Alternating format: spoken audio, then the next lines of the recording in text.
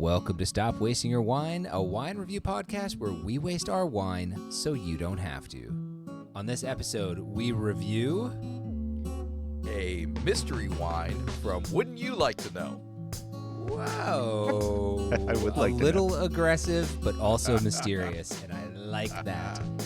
I should mention, by the way, this is Joel coming at you, and as always, joined by my two best buds, Colin and Aaron. Gentlemen, thank you for being here. I've been super excited about this one because doing something a little different today, huh? Yeah. A little different. We've been plotting. Joel and I have been plotting and planning in the background. A lot of planning and a lot of arts and crafts went into this, and we'll Lots talk about that a little bit more. I can't wait to show everybody the arts and crafts because it is masterfully done. So today we are starting off with a blind tasting. But not all of us. I think we did this once before, right? We did this on our first Valentine's Day where all three of us attempted the blind taste. That seemed aggressive, especially since I was not in the right hemisphere anytime. But Colin... I believe we also did 3. We didn't just wade into the blind test world. We blind tested 3 for Valentine's right Day in. with our wives. Yeah. Yeah, Yep. that was Absolutely. a little wild. That was fun. It was fun. But, we've been saying for a while, we think Colin can do it. We think Colin can do it. I don't know. We're going to give it a shot today, right? We're gonna give it a I'll shot. tell you what. I asked Colin when he was over here. He came by to pick it up. I said, Colin, are you nervous? And this guy over here, cool as a cucumber, wasn't even, not even worried a single bit. He's like, I got this. Here's the thing. Let me set some expectations because wine professionals who do this for a living have a really hard time doing this, getting it right anyway. So, if they're having a difficult time, I can only imagine the hell this is going to put me through. I'm looking forward to it because I love blind tasting. I think it's fun. I also enjoy listening to people blind taste because I'm a nerd. There's a Guild Som, which is I think it's like the Court of Sommeliers or something like that. They have a podcast, anyway, check it out, where they do a lot of blind tastings, and it's one of my favorites to listen to. And there's something about listening to people try to figure it out and inevitably get it wrong or sometimes get it right. It's just fun. I think it's a great thing.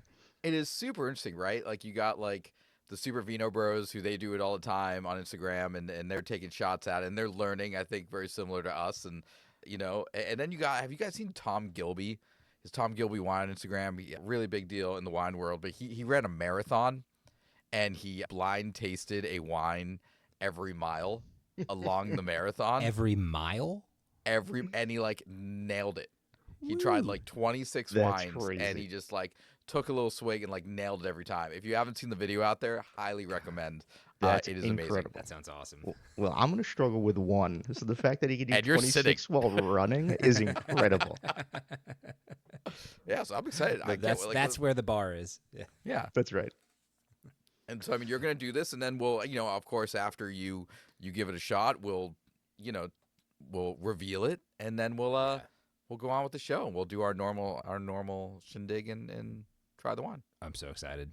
Sounds good. Well, I don't want to wait any longer. I'm on the edge of my seat. So what do you think? A reminder at home, the way we did this, as we've talked about, I live pretty darn close here to Colin. So I procured today's bottle, disguised it very cleverly, and Colin, I'm very excited. Colin came by and grabbed it. So no idea what this is. Aaron and I know we have bottles that we'll be enjoying as well here, but Colin has no idea. Are you ready, Colin? I'm ready. Let's get into it. And here's what I want to know is ultimately what I would be impressed if you can tell us is tell me the grape. Okay. Tell me the region. Tell me if it's, a blend. Tell me everything. What year? For it. And Listen, if I get grape or region, this has been a total success. So anything I'd be beyond really that proud of is, grape. Grape would be really cool. Yeah, no, grape would be really cool. Listen, if I don't even know what I'd do if I get it right. I'm that unconfident in what I'm doing here, but we're gonna give it a shot. Let's do it. Yes. Tastes like. I have no idea what this is. So before I get into it, I just want to explain why people blind taste. And it's not just some game. It usually who the people are doing it are wine professionals. And really, it's the most objective way to assess a wine. You don't know the region, you don't know the brand, you don't know the price. So really, what you're assessing is the wine itself, and none of those other things can influence the way that you feel about the wine that you're going to try. So that's the main reason to get good at blind tasting. And then number 2 is to pass exams, to be honest, because WSET level 3 and above, and I don't know what level you start blind tasting the SOM exams, but they all have blind tastings. So those are really the 2 major reasons why you would blind taste. So I'm just going to go through it. They have what's called the grid. I don't know the grid, by heart really. So I'm going to do my best to kind of run through it in my mind. What it boils down to is to cite what you can gain from looking at the wine, smell, of course, what you can gain smelling the wine, and then taste. I can obviously tell this is a red wine. I'm gonna Nailed put it! in. Yeah! Woo! Well done. One down. Good so far. Looking at the color, this is probably a medium ruby, I would say. These legs aren't terribly fast, but they're not terribly slow. I'd say maybe just looking at the legs, and again, this is total guess, but we're probably in the maybe, I don't know, 13.5%, 14% range. So let's see what I get on the nose here. So I'm definitely getting some red fruits. I think cherry is the big thing I get right up front. Also some red plum. This also has, I want to say, kind of an herbal quality to it. And all of this, that as I go, what I'm doing is kind of just putting things into categories so I can make some sort of guess at the end. For the listener at home, I don't know about you, Aaron, but I'm being so quiet because I don't want to give anything away. Like I'm I'm making trying eye not contact to react. with you. I'm like Yeah. through the internet. I'm watching you, Yeah. watching me, watching you. Yeah. So we're but yeah, still here, yeah. guys, but we don't want to tip off Colin in any way. So continue. Yeah, that herbal quality leads me to a certain, at least, place. I think you don't get a lot of herbs in the New World. So my initial assessment on this, just by smelling it, is that we're in the Old World. We'll see if what I'm smelling matches to what is happening on the palate. So I'm going to give it a try. One thing I didn't call on the nose, it's pretty obvious on the palate, is some oak influence. I definitely think this wine has seen some oak. And then I think the red fruits was a good call. You definitely get, I think there's a very cherry forward wine. That's the one thing I'm really getting. But I think you do get some of that red plum. And then I think the herbal quality was a pretty good call.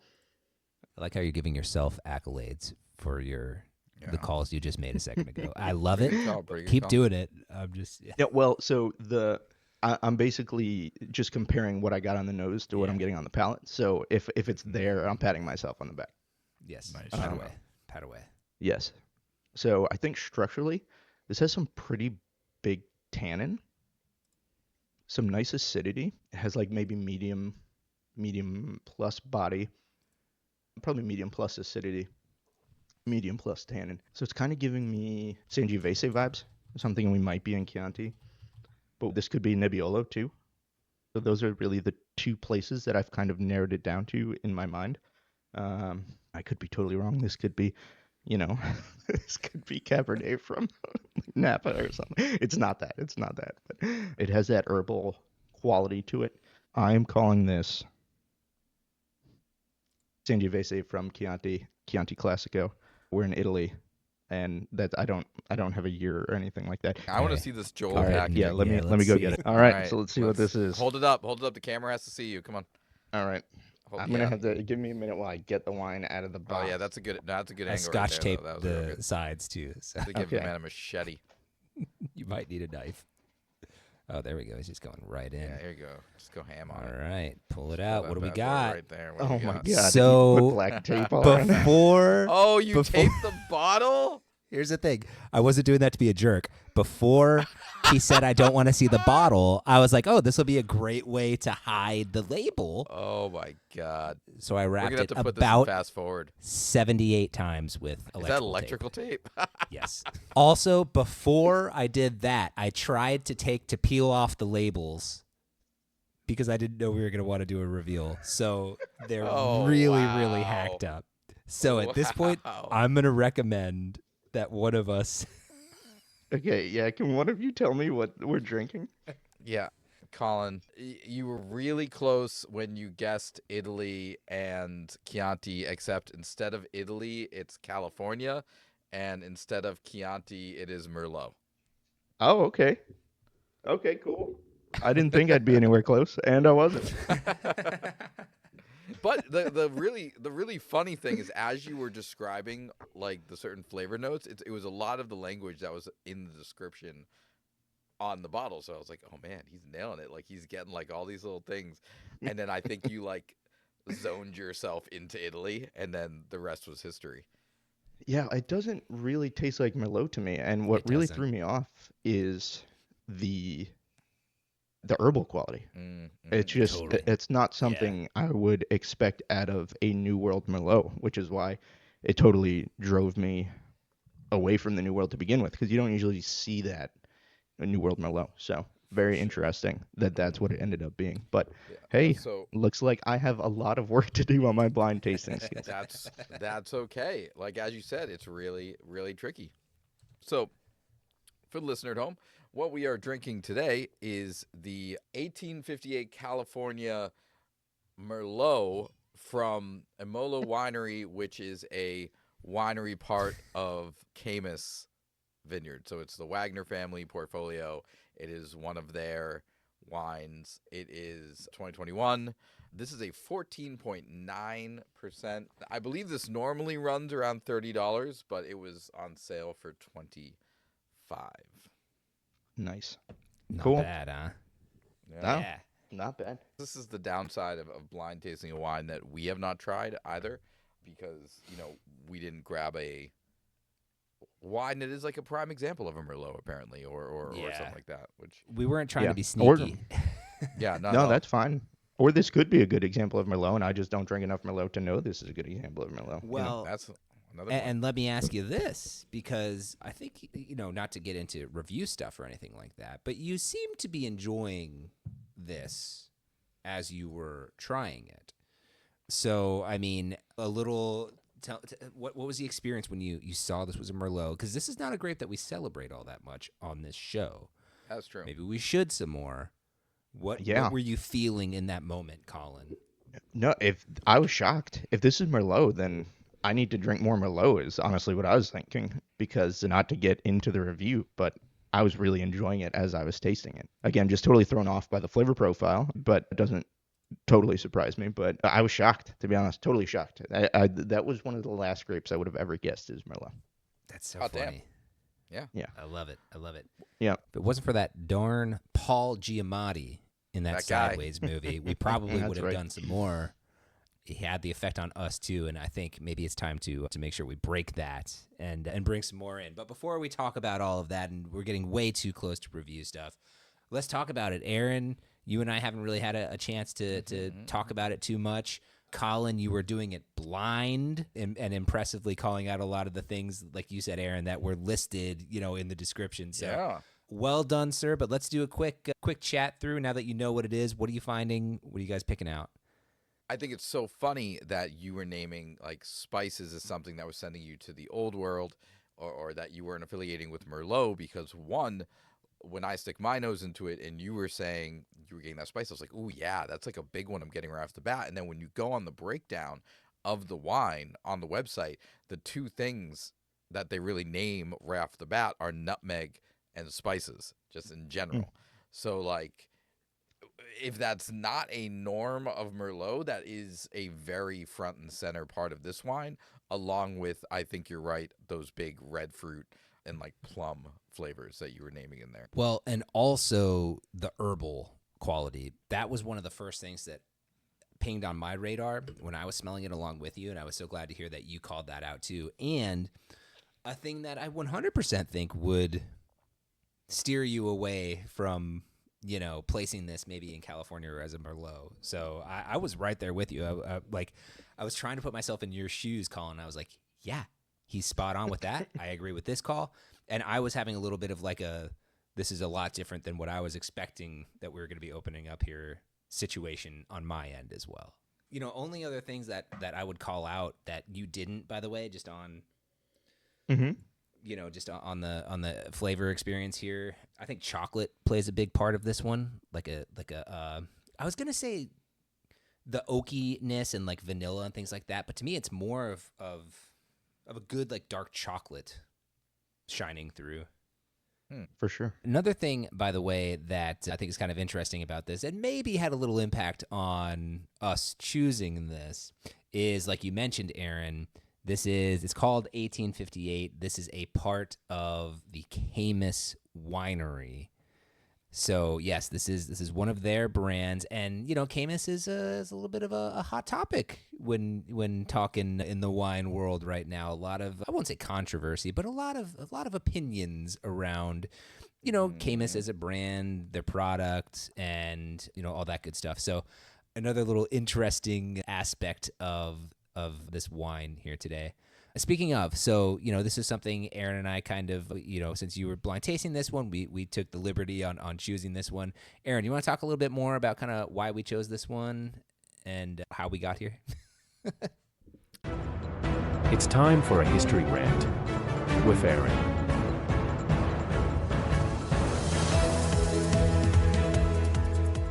Yeah, 100%. And I think today, since Colin's already been put on the spot a little bit today, we're not going to have our normal learning segment. We're going to have a bit of a wine history rant from me today. And today we're going to talk about Caymus wines. Can I say, I love your rants. It's been a while since we had a rant. I'm really glad. I do Welcome love a back. good rant. Thank you. And I have to say, like, sometimes some of my rants in the past have had like these kind of wild historical turns. And this is not that. But I think it's a really interesting conversation about what happens with a vineyard that becomes incredibly popular and how they deal with that popularity and expansion, because that more often than not is the conversation that is affiliated with Caymus wines. So we're going to chat a little bit. I'll give a little bit of a background for folks who are maybe new to wine and don't know Caymus, but a lot of people who do drink wine, it is a name that is pretty synonymous with Napa Valley wines. And let me ask you, John, before we go on to this, take a look at your bottles. I mean, Colin, you can't. Where does it say Joel Caymus? has bastardized my bottle, to be honest. I thought it was going to be great. I could just take it off. It was going to Joel, be all can you clean please and nice. Yeah. Point to the place that it says Caymus wine anywhere on your bottle. I am unable to do that because I do not see it on here. It is not anywhere on that bottle. So there is this aspect of the Caymus portfolio now that is larger, and this is actually made by Imolo, which is a subsection of Caymus, specifically Jenny Wagner, who is one of the children in the Wagner family, and named this part of the estate after her maternal family side. But it is part of the Caymus estate. But it's interesting to see that the branding is part of kind of like the 1858 Caymus brand of wines, but does not say Caymus anywhere on there. So, all right, so quick background. So Caymus was founded in 1972 in Rutherford, Napa Valley by Charlie and Lorna Wagner and their son, Chuck Wagner. Pretty cool family gig. The Wagner family's been farming that area since the 1900s, but that's when it became really focused in wine. The name Caymus comes from the Rancho Caymus land grant, which was the original Mexican land grant for farmers in Rutherford. And it just became really, really popular for one specific type of wine. Do either of you know which type of wine they were hanging their hat on? I'm going to guess Cab. cab. Yeah. Yeah. So they kind of became the standard for a Cab Sauv in the area and then nationally. They actually are the only winery to win the Wine Spectator's Wine of the Year twice, in 84 and 90. And it still remains part of the Wagner family. So that is, when we talk about some of the other big brands, you see the name on there, you think about, but it's been sold off a million times over the past decade. This is actually still under Chuck Wagner and with his children running different segments of the estate. So today we are drinking something, as I mentioned, from Imolo Winery, which is by Jenny Wagner, who is one of Chuck Wagner's daughters. And other brands that you might see that are technically part of Caymus are Conundrum, Merlot, Red Schooner, and then, of course, Imolo. So if you see any of those brands, those are actually all part of the Caymus portfolio. I did not know that Learn something Conundrum new every was part day. of that. Yeah. Mm-hmm.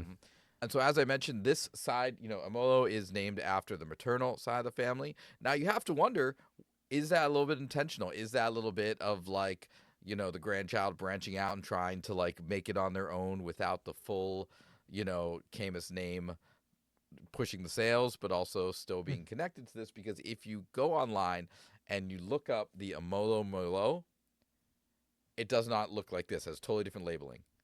But if you look up the 1858 Merlot, it says wine by Caymus. So there is this Interesting. aspect too of like shared product, and depending on how they're selling it. Now, the big controversy recently when people talk about Caymus is, are they still the quality that they were in the 70s and 80s and early 90s? They have gone from a company that made 250 cases a year to close to 1 million cases of wine a year. Whoa. Yeah. Sorry, just It's a- 250 period to a Yeah, million. when you go back to like the 70s and you look at like, the peak, what they were doing quality-wise, 250 cases a year, and now they produce 1 million. And it makes sense, right? You walk into Total Wine and a front like stand is Caymus wines, and you know that you can get a very expensive bottle of Caymus and you can get a $20 to $30 bottle of Caymus. And so there is that, spectrum of wine quality. And they've received a lot of critique over the years. They've received critique on unfounded theories about using specific types of grapes in order to enhance the flavor. They have received criticism over the amount of alcohol that they generally include in their wine. A lot of their wines are above 14%. They have been criticized over the amount of oak that's used. And that it's gotten to a point where it no longer reflects like the terroir of the area, and it is just now, as we've talked about with a lot of mass-produced big, sales wines, it's like it has to be this expectation of flavor and quality over time. And so the big question for people is it still worth it? And the general consensus is yes, it is the top-selling luxury wine brand in the U.S. Period. Wow. Um, Really? yeah, That's wild. and a lot of people, especially collectors, are using apps now to track their collections, and those apps are collecting that data. It's part of the deal. And so when those apps go in and they look at U.S. made luxury wine, the highest purchase and the highest collected in the U.S. is still Caymus. So whether or not you are someone who is only going best for the best, the odds are you are probably buying a Caymus wine. And if you are just a general wine drinker, there is Caymus wine that's also in your price point. So the general kind of conversation is, at what point is it no longer a luxury wine? At what point is it no longer, the quality that was expected? And does it really matter? Regardless, it's again the highest luxury wine in America. They have a rapidly expanding portfolio, as I mentioned earlier, and it is still the bar when it comes to Cab Sauv in Napa Valley. And so that's going on with Caymus, and that's what people are talking about if they're talking about the controversy around it. Yeah, I know it's a Interesting. polarizing wine. People either love it or they hate it. There's very few people that are like, Caymus is not right. It's usually because it has some flavors, at least in the when I think Caymus anyway, I think the $80 to $100 range. There's some flavors that maybe a little more candy, a little bit more bubblegummy. I've heard people use, and some people don't like that. But again, some people are totally in. So, I very rarely do you hear people just kind of liking Caymus. Right. They have a reputation of being ultra ripe, right? Like Mm, very sweet, very jammy. mm, And then there's a lot of the accusations of it being manipulated or commercialized in a way that is forcing it to meet the same standards or quality or whatever over and over again. And that's when you get really funny about those luxury wine conversations, because those really high bar luxury winemakers are not manipulating the flavor of their wine in order sure. to hit those mass production points. That all being said, those are accusations and conspiracy, and none of it is obviously like confirmed by Caymus. Like they're not being like, yes, this is what we're doing, you know. But you Sure. have Yeah. to imagine, I mean, to go from 250 cases to 1 million, you're not using the same practices that you were. I mean, can you imagine even just harvesting the grapes and having the land to grow the grapes to go from 250 to 1 million cases? Like, you're not doing that. Again, I'm speculating. You're not doing that by maintaining the same practices that you have. And I wonder if a lot of the, like you said, is nobody's really just kind of lukewarm on it. You love it or you hate it. I wonder if a lot of the people who now hate it are people who were drinking it in the 90s, right? When it was winning these awards and it was still, not quite as high a volume producer, who have maybe, noticed a change in the taste or something like that. Again, conjecture, I have no idea, but it's just interesting looking at that path and that journey. You have to wonder, how do you expand like that and keep quality the way it is? And one other note I came across in my studies is that there's a real hypercriticism even about the language that they use. Like, what is the intentionality of not putting Caymus actually anywhere on here, right? And just putting the branding that is the same as the Caymus bottles. Is that kind of like letting people go and say, oh, like this is a $30 Caymus, even though it's like technically not Caymus, it's a Merlot, but they're using that shared branding to kind of help maybe steer people towards their other parts of their portfolio. And then there's like digging language about even on the back of the bottles where it says like bottled by. People get into like the critique of like estate bottled versus produced by and bottled by versus just bottled by on the back. And a lot of Caymus says bottled by, and people are like, well, what are they hiding? Like if it was really made to the level and location that they say, it should say estate bottled, but it doesn't. And so like there's just hyper criticism about what they are putting on their bottles, in their bottles. It's just, once you're big enough, everyone's going to want a piece of it. Yeah. Yeah. Oh yeah, for sure. Wild. Cool. And why not? Why not keep making it if you can and the people want it? Sure. Yeah, for sure. Interesting, man. So much there. I think I think that's so much of the story, and thank you for kind of like shining a light on that and filling us in on that. I would venture to guess that us three schlubs from Orlando and New Jersey, may not know the latest and all that good stuff. So I would like to remind the listener, we're talking about things we've read and stuff that we glean. So more to that story, and I wonder. I hope we kind of continue hearing about it and get some info here. And if you're a Caymus lover or a Caymus hater, like hit us up, like let us know like what you think. Like I hearing people talk about Caymus not that long ago, I had no idea. I'm still learning. And so going down this rabbit hole today, I'm like, oh, okay, I get it. There's probably people who are deeply, deeply passionate and loyal to the brand, and there are probably people who are picking it apart and shooting for those more, the smaller operations. And I can see that that's a conversation that's really going to, they can upset people. Yeah. At the end of the day, too, like in the back of my head, it's like, regardless of how long you've been drinking it, whatever, if you know the history, if you don't, if you like it, good on you. Enjoy Keep your drinking Caymus. Have some fun, baby. 100%. Yeah. Definitely. For sure. All right. Well, today we are not reviewing or trying the Caymus. We are specifically drinking the 1858 2021 Merlot. So let's give this thing one more taste, see if there's anything else we want to note, and then we'll go ahead and jump into our reviews. I'm just so shocked by the herbal quality. That's the one thing that keeps blowing my mind. Again, I guess I just need to drink more Merlot, but not at all what I would expect from a Merlot. So really cool, really cool. I appreciate that.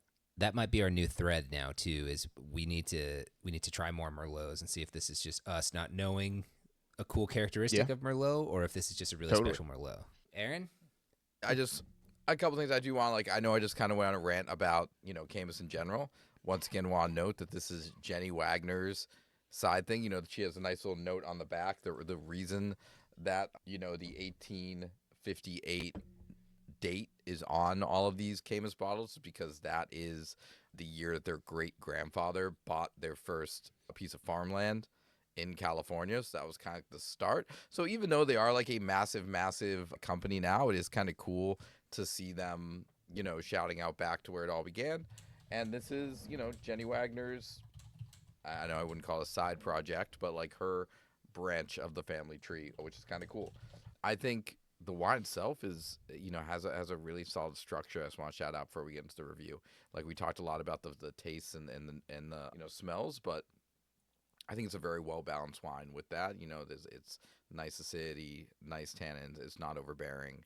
It's a high alcohol wine at 14.9%, and I'm not getting punched in the face with the alcohol. And I think that is a credit to the winemaker.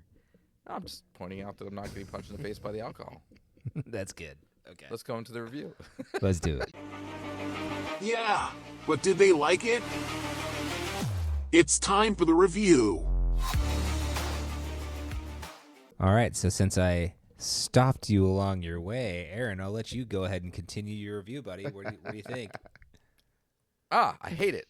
No, I would say it's a must share. If this is your type of wine, this is a pretty good quality bottle of wine. It is, like I said, it's tasty, it's well balanced, it's unoffensive, I think, in a lot of ways. And I think that if this is your style, you would want to share it with other people. And at $25, and even if it's $30, it seems to really punch at that price range. I don't think it's overpriced, nor do I think it's underpriced. I think it's right where it should be. So I would say a must share in that category. I would say that when it comes to the sharing process and bringing it, I actually think just the over marketed like 1858, like you walk in, there's all the different shades of it, and you know it's part of this big brand and it's all over Total Wine. It would actually cause me to hesitate to make this the bottle I grab to show off to people because it feels like such part of a branding effort. But that's the only thing. I think the quality of the wine is great, but I would just like for Merlot wines, if you look at like their side when they're not part of the 1856 branding, they have these very classy labels, and it's kind of their own thing. And I think I would, if I was going to go grab this, I would go find the one that isn't part of this marketing. I would go find the actual one because it exists outside of this 1858 brand. So you are going to push past the impact that the branding and label have on you. Yes. And call this a must share. Yeah, absolutely. I would like to acknowledge that you had a tougher time with the branding of this bottle than you did the 19 Crimes Frankenstein bottle that we tried around Halloween. And that bottle enhanced my experience. That bottle talked to me when I held my phone up to it. Well, it kind of grunted at you, but yeah. I played with that with my kids for like an hour. That was incredible. That is fun. That's fair. That wine was not good though. We didn't drain it. We didn't drain it. We didn't drain it. It was a backup. It was a backup wine. It was a backup wine. It's okay. I'm not going out and buying that. We drained the Diablo. No, this is a must share. This is very tasty. I think it's a solid wine. Colin, I'll let you go ahead and do yours as well. Yeah, no, I agree. I think this is a must share. As I was blind tasting it, I was thinking about how much I was enjoying my Italian red wine. Turns out that's not what it was, but it doesn't take away from the fact that I was enjoying it as I was drinking it. So yeah, must share. I think Aaron was right when he said the structure is really well balanced. I like the fruit notes in here. I think it's a lot of that like nice red fruit. And then again, I think what really kind of rounds it out for me is that herbal quality that just, I think that adds such a different level of flavor that really plays well with those red fruits. So yeah, I would say for a Merlot, I would totally share this one as an interesting. Again, and I don't drink a lot of Merlot, but if this is what Merlot is, sign me up. You know, I want to try more Merlot. Yeah, I was for a little bit. I've been really on the fence of like if it's either my favorite casual drinker or if it's a must share. And as I've been drinking it, yeah, it's every sip gets me closer and closer to must share, so I'm just going to go ahead and make this a must share as well. For a lot of the same reasons that you guys are saying. Like, it is just, it's not so much that like anything's jumping out at me that I am absolutely loving, except for, like you said, that herbalness and just the balance is lovely. Like it's just really nice. It's the opposite. It's like the fact that there's nothing, really nothing that's taking away from this in a weird way. Like there's no, none of that fakiness. Like it doesn't taste like something that would be super mass produced. So I think that's an achievement here. And for that reason, and the fact that I'm enjoying the heck out of it, I'm going to go ahead and agree with you guys. We're going to have a 3-way must share here. How do you guys feel about that? I feel good about that, but I think, what we need to do right now, this is kind of a weird episode. We did something new at the beginning, so we should do? What? We should do something kind of new at the end. We're going to play a game. Now, we've done kind of true or false before with two assholes guessing, but all of this is about to be a review. So let's see how good of a job you guys were paying attention today. We're going to do a little true or false, or we're going to call Merlot or Mer-No. All right? Huh? Great stuff. I love it. All right. So Merlot or Mer-No, true or false? Colin, because you were having lagging issues, you get to go first. True or false, Colin? Caymus Vineyards was founded in the 1800s. True. That's false. Caymus False. Vineyards was founded in 1972 by Charlie and Lorna Wagner along Not gonna lie, with their son. I didn't pay much attention to what you were Well, talking that is a bummer for It's you, evident. sir. I hope I was hanging Joel on every word. did. There you go. Yeah. All right. So no points for Colin. Joel, Caymus is best known for their Cabernet Sauvignon. That I know would be that one. true, Aaron. That is true. Caymus is especially known for its Napa Valley Cabernet Sauvignon and special selection, which is a high-end, age-worthy version. Joel's winning 1 point. Colin, Napa Valley was the first AVA, American Viticultural Area in California. False. That is true. Napa Valley became California's first AVA in 1981, setting the stage for regional wine labeling laws. Joel, the Judgment of Paris was a tasting in 1976, included a Caymus wine. I'm going to say false on that one. That is false. Yeah. While Napa Wines won the event, Caymus was not among the participants. Stag's Leap Wine Cellars and Chateau Montelena represented the U.S. Which I believe 2 was your points for last Joel. rant, right? Did you do a rant on that, or did you just Yes, do I did. Yeah. Yes, See, I I listen. did. I just I don't wanna know say- if you guys Joel know pays that I'm attention. listening all the time. Yeah. No, I just want to Joel. say I've known all of Joel's ones so far. So I would have 2 points if this was backwards. So. Yep. Joel's winning 2-1, 2-0. Colin, Caymus Special Selection Cabernet Sauvignon is the only wine to win the Spectator's Wine of the Year twice. True. Yes, true. Maybe you heard that in I did. I between heard that whatever one. you were doing. True. Caymus Special Selection won Wine Spectator's Wine of the Year in 1984 and 1990. A unique achievement. Joel is now winning 2-1. Joel, Prohibition from 1920 to 1933 had little effect on Napa's wine industry. See, this is interesting because I think this might be before there was a lot of Napa wine. So I think this might be a little tricky situation here. Or is it super obvious and obviously it did? I'm going to go with true. Little effect on Napa's wine industry. False. It was fucking Prohibition. It devastated Napa's wine industry. Many wineries closed and vineyards were ripped out or switched with other I would like crops. to make sure everybody understands the reason I said true was because I didn't think there was much of a wine industry in the 20s, and that's on me in Napa, and now I feel like a jerk. Yeah, you know what? No, but that's keeping everyone on edge. This is Colin's chance. Colin, if only you were listening, Chuck Wagner, co-founder of Caymus, still plays a major role in the winery today. I wasn't listening. False. I don't. God damn it, Colin. I emphasize that while so many large wineries have been carved up and sold, it is so cool that the Wagners still run and that Chuck Wagner continues to be deeply involved in Caymus and other Wagner family wines, working alongside his children, like Jenny Wagner, who made today's wine. Joel, Napa Valley produces more wine than any other region in California.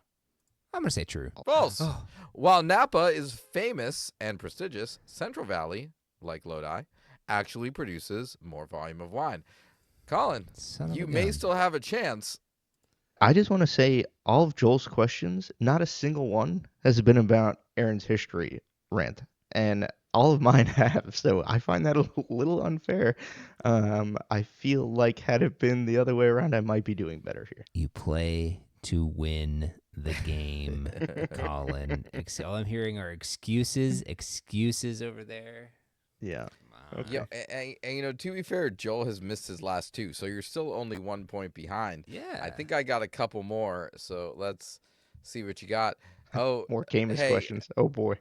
yeah, well, you know what? You should know this one based on my yelling about the last one. Yes. Colin, Caymus True. Vineyards is still family-owned and operated. True. Yes, good. Caymus remains a family-run operation, part of the Wagner family of wine, which includes Conundrum, Myrcellet, and Emolo. All right, Joel. All Caymus wines are made from estate-grown grapes. True or false? False. False.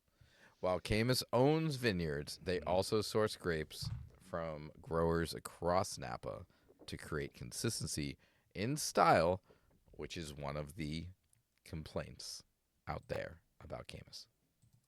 Yeah. And that was it. All right, so I had the research department take a look at this. Approximately 300 cases yield per acre. So that means if holy moly. they are making 1 million cases a year, they would need approximately 34,000 acres of vineyards. So, yeah, they're sourcing grapes. Absolutely. For sure. Wow. All right, so that was our first Merlot or Mer-No, or true or false. Not bad. Joel only won, 3 to 1. So could have been, and next time we do this, just I don't know, listen. Okay, cool. Oh, I also like that it took 92 episodes to finally be like, hey, should we do a true or false game? So thank you for putting that together. That's great. We've definitely done it. We've done it at two a-holes guessing. Yeah. Yeah, I guess that's true. I So just didn't think this would be guessing based on that I gave you most of the answers ahead of time. That's fair. That's the delineation. So I like that. We'll keep that. All I'm going. saying, had Joel gone first, it wouldn't have even been close. Or it might have been I closer. knew most of Okay, yours too. I knew fine. some of yours too. Yeah, exactly. And I'd I love had to a know how 50% closely chance of Joel was guessing. was listening. Yeah. I still Well, feel now all I'm right. offended. Now I'm offended. No, I thought it was great, man. You did a great job. This is a fun game. Thanks. All right, so there we have it. Played a game. We reviewed a wine. I say that's an episode right there. What do you think? Absolutely. I would say 100%. so. All right. Well, listen, this was fun. Honestly, really cool. It was very interesting to do a blind tasting. I think, Aaron, maybe you and I should give it a go here too at some point, just for the fun of it and the experience. And it was interesting when you mentioned too. I never thought about it this way, Colin, but if you are a wine bar owner or a restaurant, a sommelier at a restaurant or whatever, and you're trying to, fit a need, a flavor profile need for, to pair with food. Like you don't want to just necessarily pigeonhole yourself into this grape or that region or whatever. You want to try the wine and find what you're looking for in that wine and let it be what it is. Never really thought about it that way. So we had a lot of fun with it here, but also just a cool takeaway for us. I think that, it's a true valuable practice in the wine world as well. So very cool. Thanks for bringing that on. Got into great discussion too about a hot topic here with Caymus, and I think it's fair to say enjoyed a really nice 1858 2021 Merlot along the way. So awesome stuff. Good show. Thank you guys so much for being a part of it. Aaron, if the kids at home want to hang out with us, what can they do? Yeah, well, check out our website, stopwastingwine.com. We put all of our episodes up on there, our reviews, where we landed, and the wines that we've tried along the way. Instagram is the best place if you want to make contact, chat with us a little bit. We're always chatting back and forth in the comments at Stop Wasting Your Wine. You can email us, stopwastingyourwine@gmail.com. You're noticing a trend here. We pretty much own the market on Stop Wasting Your Wine. Google Stop Wasting Your Wine, and it's just a whole bunch of our faces. We're on Facebook. We're on X. No, we're not on X. Forget that nonsense. But we are on Facebook, and we are on Blue Sky, and we are on Threads, and all that fun stuff. Check us out. Awesome. And hey, wherever you're listening to us, Spotify, Apple, YouTube, give us a follow. We'd appreciate it. And with that, I just want to say thank you. Thanks for coming and hanging out with us, and we'll see you next week. And remember, stop wasting your wine. Bye. Bye, y'all. Bye.